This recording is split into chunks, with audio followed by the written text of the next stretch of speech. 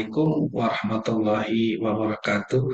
Alhamdulillah, jumpa lagi bersama Klinik Islami bersama Kantor Tahirian.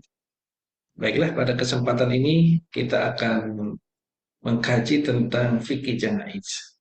Bagian yang pertama adalah kita akan membahas bagaimana tata cara memandikan jenazah. Kita kan tidak tahu kapan sebenarnya kita akan dipanggil oleh Allah Subhanahu wa taala. Maka dari itu kita harus siap-siap segala sesuatunya. Kita harus persiapkan ibadah-ibadah kita. Hal ini karena memang hal ini didasarkan pada Al-Qur'an surat Al-Luqman surat ke-31 ayat 34. A'udzu billahi minasyaitonir rajim. Bismillahirrahmanirrahim. Wa ma tadri nafsum madza taksibu ghadan. Tidak ada seorang pun yang tahu apa yang akan terjadi untuk esok hari. Ya, coba di antara kita ada nggak yang tahu kapan? Jangankan satu hari, 5 menit ke depan aja kita tidak ada yang tahu. Ya, wa ma tadri nafsum bi ayyi ardin tamut. Begitu juga sebaliknya, tidak ada seorang pun yang dapat mengetahui di mana dia akan, di bumi mana dia akan meninggal. Nah, oleh karena itu kita memang harus persiapkan diri kita. Apapun maut menjemput kita, kita harus persiapkan. Jangan sampai kita lengah dalam sebuah ketaatan. Kita harus siap dan wajib melakukan ketaatan kepada Allah Subhanahu wa taala, baik yang wajib maupun yang sunnah. Lalu hal apa yang harus kita lakukan terhadap orang yang sedang sakaratul maut? Tentunya adalah harus ditalkin. Ditalkin itu artinya adalah dituntun dengan mengucapkan la ilaha illallah. Ya, jadi ditalkin ketika dia memang sedang sakaratul maut. Misalnya dia dalam keadaan sakit, kemudian kita tuntun. Karena memang lafaz la ilaha illallah itu sangat mudah untuk diucapkan. Karena tidak banyak terlalu menggerakkan mulut ya. La ilaha illallah. Cukup dengan menggerakkan lidah saja. Nah, jadi harus itu terus menerus dengan suara yang jelas dan pelan-pelan. Sedangkan bagi yang tidak mampu, berarti cukup dengan mengatakan Allah. Nah, juga jangan sampai di telinganya ditaruh HP misalnya, jangan ya. Udah ada seseorang yang baik anaknya maupun istrinya, ayo dengarkan, tuntunlah, talkinlah orang yang sedang sakaratul maut itu dengan mengucapkan la ilaha illallah. Nah, kemudian selanjutnya adalah bagaimana cara kita menghadapi orang yang baru saja meninggal. Yang pertama, apabila memang jenazah itunya adalah matanya melotot, maka segera pejamkan. Lalu doakan untuk jenazah tersebut. Ya, Allahumma firlahu apabila memang dia jenazahnya laki-laki. Warhamu wa'afi wa'fu anhu. Kemudian katup mulutnya, nah, bila perlu dengan diikat tali ya sampai dengan ubun-ubunnya. Kemudian lemas-lemaskan tangan dan kakinya, kemudian dia letakkan kedua tangannya dengan sedekat di atas seperti ini, atau memang boleh diluruskan ya, boleh diluruskan tangannya karena memang ini merupakan sebuah anjuran ya, bukan berarti harus disekat kapan. Jadi memang ini tidak ada nas ya, yang harus dilakukan untuk bersedekap. Jadi walaupun kita luruskan ya tidak apa-apa. Kemudian luruskan kedua kakinya dan diikatkan jempolnya. Kemudian dibujukkan tubuhnya menghadap kiblat dan menyegerakan pemuliaan jenazah. Jadi baik memandikan, mengkafani, mensolatkan dan juga menguburkannya. Inilah hal-hal yang harus kita lakukan tatkala menghadapi orang yang baru saja meninggal dunia. Ada 4 hal yang kita lakukan kepada orang yang meninggal. Ya. Alladhi yalzamu lil mahid arba'u khisal. Nah, yang pertama adalah guslu, yaitu memandikan. Wa takfinuhu, yaitu mengkafani. Wa sholatu alaihi, kemudian menyolatkannya. Wa dafnuhu, dan juga menguburkan. Inilah Empat yang harus kita lakukan dalam memuliakan jenazah. Nah, kemudian selanjutnya hukum memuliakan jenazah. Nah, di dalam kitab Madmusar al-Muhadzab dijelaskan wa'lam anna guslal mayyit wa takfina wa salatu alai wa dafnuhu furudul kifayah. Jadi hukum memandikan, wa takfinuhu mengkafani, wa salatu alai menyolatkan, wa dafnu dan menguburkannya furudul kifayah, itu fardu fardu kifayah bila khilafin, dan tidak ada perbedaan khilaf. Jadi hukumnya adalah fardu kifayah. Fardu kifayah itu artinya apabila di antara masyarakat tersebut sudah ada yang melakukan, misalnya beberapa orang, maka gugurlah semua kewajiban. Makanya itu adalah sangat luar biasa sekali pahala orang yang mengerjakan. Karena memang dia mengerjakan seluruh kewajiban masyarakat yang ada di sekitar situ, gugur kewajiban karena ada seseorang yang melakukannya. Berbeda dengan wajib ain ya. Kalau wajib ain itu adalah kewajiban untuk diri sendiri. Kalau fardu kifayah, misal ada sekelompok masyarakat di kampung Dander misalnya, ada 100 jiwa, ada 10 orang yang melakukan berarti gugur semua. Tetapi kalau tidak melakukan semua, maka 100 orang itu dosa semua. Nah, inilah hukum memuliakan jenazah, yaitu adalah furudul kifayah. Nah, lalu siapa saja sih yang berhak memandikan jenazah? Nah, biasanya kalau di masyarakat kita, terkadang memandikan jenazah itu diserahkan semuanya kepada amil. Amil itu adalah orang yang mengurus, amil itu adalah orang yang mengurus. Kalau di masyarakat itu amil adalah seseorang yang mengurus pernikahan, termasuk di dalamnya adalah orang yang sering melakukan atau mengurus atau memuliakan jenazah. Ayo kita lihat di dalam kitab Safinah, di dalam kitab Badusal Al-Muhadzab dijelaskan bahwa qala ashabun al-aslu fi guslil mayyit. Nah, jadi para ulama mazhab Syafi'i berkata bahwa hukum asal hendak memandikan mayit adalah ayugosilar rijal ar-rijal.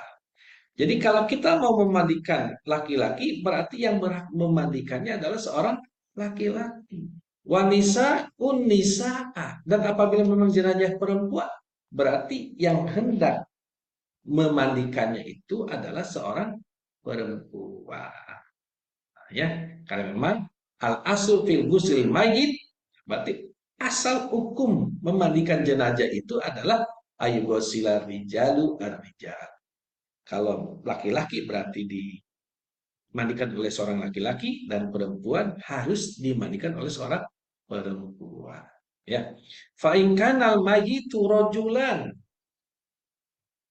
apabila yang meninggal itu adalah seorang laki-laki, fa aulan nasi bihil aulahum bisolati alaihi wa zaujatuhu. Berarti yang paling utama untuk mengurus jenazahnya adalah orang-orang yang berhak untuk menyolatkannya, wa zaujatuhu, dan juga adalah istrinya.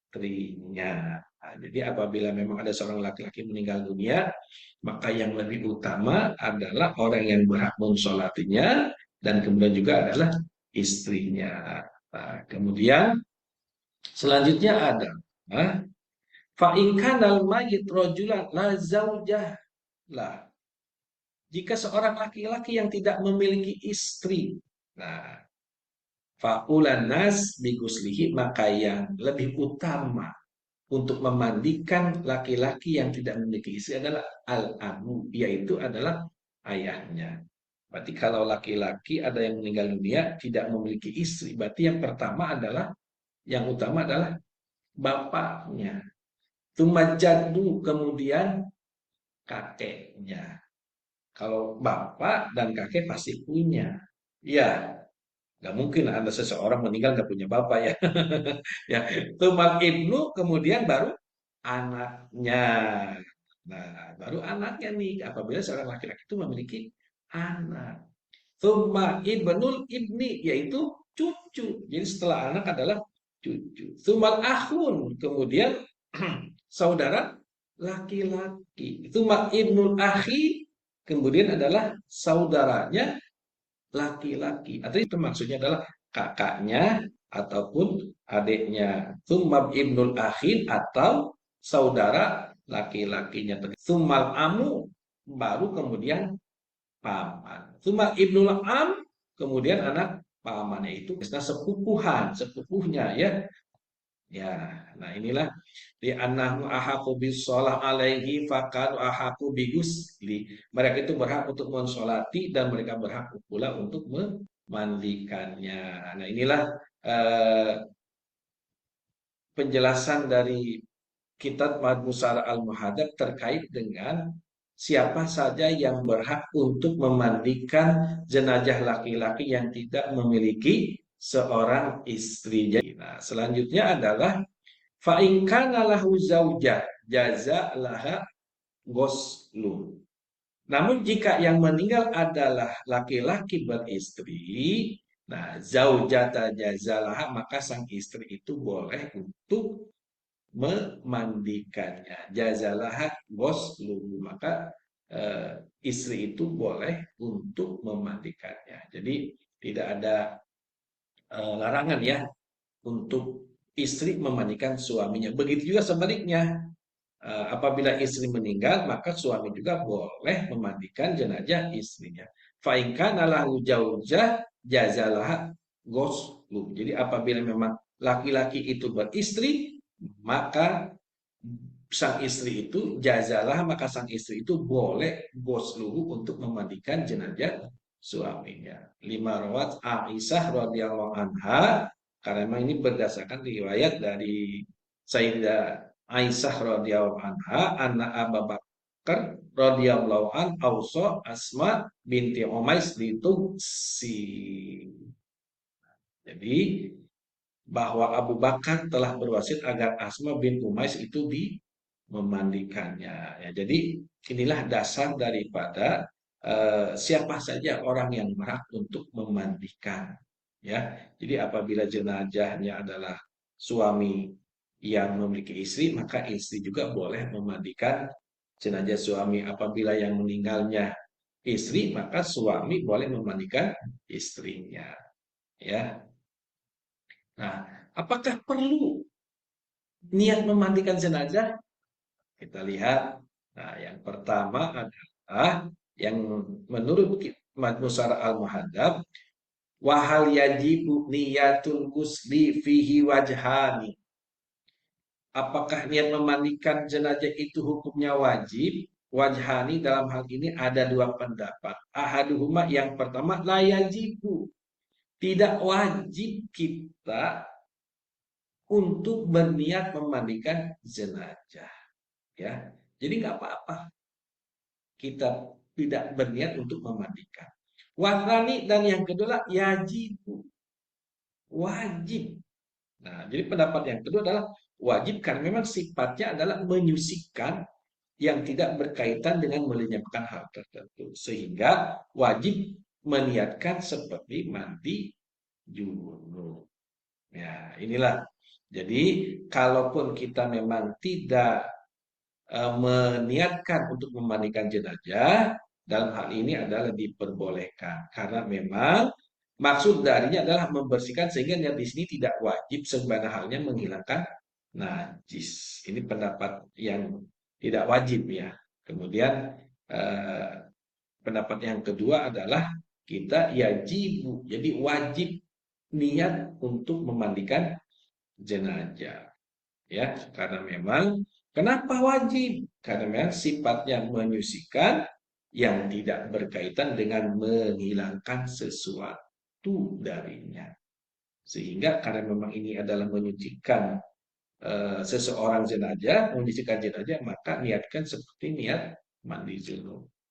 Nah, adapun lafal atau lafaz niat memandikan jenazah bagi laki-laki, nawaitul ghusla lihadal mayit lillahi ta'ala. Niat saya memandikan jenazah ini laki-laki karena Allah ta'ala. Kemudian adapun lafaz niat memandikan jenazah perempuan, nawaitul ghusla lihadihil mayyitati Ta'ala. Niat saya memandikan jenazah ini perempuan karena Allah Ta'ala. Nah itulah eh, apakah memang kita perlu atau tidak, yang jelas kalau memang kita niatkan dalam hati kita untuk menyucikan atau membersihkan jenazah, maka lebih utama adalah kita niatkan di dalam hati kita. Karena memang itu sifatnya adalah sesuatu untuk membersihkan dan tidak menghilangkan. Artinya membersihkan dan menghilangkan kotoran, bukan menghilangkan wujudnya. Maka perlukah di situ, maka perlulah di situ untuk niat memandikan jenazah. Ya. Nah, kemudian syarat orang yang memandikan. Siapa sih? Apa sih syarat-syarat orang yang memandikan jenazah? Sudah tentu yang pertama adalah muslim, berakal sehat dan balik. Berarti kalau non muslim tidak berhak memandikan jenazah. Orang gila enggak, anak kecil. Yang kedua tadi niatkan karena Allah. Maka lebih utama kita niatkannya. Yang ketiga adalah amanah. Arti amanah ini adalah bahwa seseorang yang mau memandikan jenazah harus bisa menjaga kerahasiaan apa yang ia lihat. Ya, apa yang dia lihat. Jadi ketika ada aib pada diri seseorang itu, ya itu jangan disebarluaskan. Harus dirinya sendiri yang tahu. Sudah cukup. Nggak ada aibnya, misalnya ada pitahnya, ada kelainan-kelainan yang lain, diceritakan semua orang, itu tidak boleh. Makanya syarat yang orang memandikan jenazah itu harus amanah. Kemudian juga mengetahui hukum dan tata cara memandikan jenazah. Ya. Kemudian syarat jenazah yang akan kita mandikan apa sih syaratnya? Nah, tentunya adalah pertama muslim. Berarti kalau jenazahnya muslim, berarti kita wajib untuk memandikannya. Ada wujudnya, meskipun sedikit, misalnya tangannya doang, maka tangannya yang dimandikan. Kemudian yang ketiga adalah bukan orang yang mati syahid. Kemudian juga tempat yang tertentu untuk memandikan jenazah. Tapi alhamdulillah kalau sekarang ya di masjid-masjid itu banyaklah sudah paketan ya. Ada kerandanya, ada mobilnya juga, ada tempat ataupun apa saungnya, semua sudah lengkap. Begitu juga dengan tempat pembuangannya. Alhamdulillah, karena memang sekarang sudah modernisasi ya. Jadi segala sesuatu sangat mudah. Dan semua fasilitas itu biasanya sudah disiapkan oleh masjid-masjid yang ada di lingkungan sekitar. Nah, kemudian bagaimana tata cara memandikannya? Baik, yang pertama adalah dalam kitab Sampinatun Najah dijelaskan bahwa aqall gusli, cara memandikan jenazah itu aqall gusli minimal adalah takmimu badani bilma, meratakan air ke seluruh tubuhnya. Jadi cara memandikan jenazah itu paling sedikit minimal adalah meratakan air ke seluruh tubuhnya. Yang penting mah rata saja dulu. Ya, kalau memang misalnya airnya itu memang kurang. Tapi insya Allah ya kalau sekarang mah air banyak sekali ya. Nah, kemudian akmaluhu, adapun sempurnanya adalah ayagsila sau'ataihi. Nah, mencuci dua auratnya, yaitu dubur dan kubur, depan dan belakangnya. Ya, dubur dan kubur. Itu yang pertama yang harus kita lakukan. Kemudian wa ayyuzilal qadar min anfih.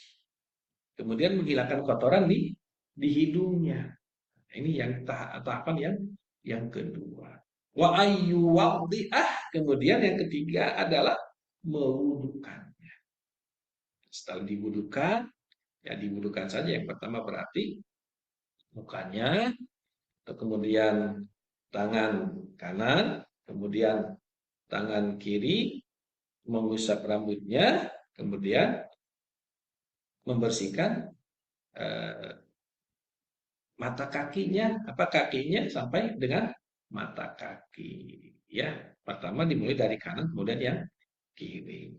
Wa ayat luka bisitri, kemudian dengan daun bidara. Ya, dengan daun bidara. Dengan sesuatu yang memang diberikan wewangian, dengan sabun lah ya. kalau memang tidak ada daun bidara. Wa ayyasubbal ma'a alaihi talata, dan disiram sebanyak 3 kali dengan air. Nah, inilah tata cara yang utama tatkala kita memandikan jenazah. Jadi ada 5 tahapannya. Nah, disiram dengan 3 kali air ini, menurut kita Safinatun Najah, ada pun menurut para ulama yang lain bisa dengan siraman 5 kali, bisa dengan 7 kali, bisa dengan 9 kali, atau memang dianggap perlu, ya. Nah, kemudian selanjutnya adalah ada sebuah hadis dari Ummu Atiyah radhiyallahu an. Kemudian beliau berkata, tuwfiyat ihda banati Nabi sallallahu alaihi wasallam, ketika salah satu putri Nabi Muhammad sallallahu alaihi wasallam wafat, fa'atan Nabi sallallahu alaihi wasallam faqol. Nah, kemudian Nabi Muhammad sallallahu alaihi wasallam mendatangi kami sambil saya berkata, iksil naha bisidrin witron, mandikanlah dengan menggunakan daun bidara sitron, yaitu dengan ganjil. Alatan 3 kali, au khomsan, atau lima kali, au aktsara min dalika, atau memang lebih dari itu. In itu nadalik, apabila memang dianggap perlu. Nah, inilah tadi ya dijelaskan sebelumnya, bahwa memang memandikan jenazah itu boleh 3 kali siraman, boleh 5 kali, atau boleh aktsara min dalika, lebih daripada itu. Berarti boleh 7, boleh 9, boleh 11. Jadi yang penting ganjil, ya. Waj'alna fil akhirati kafuron au syai'an min kafur.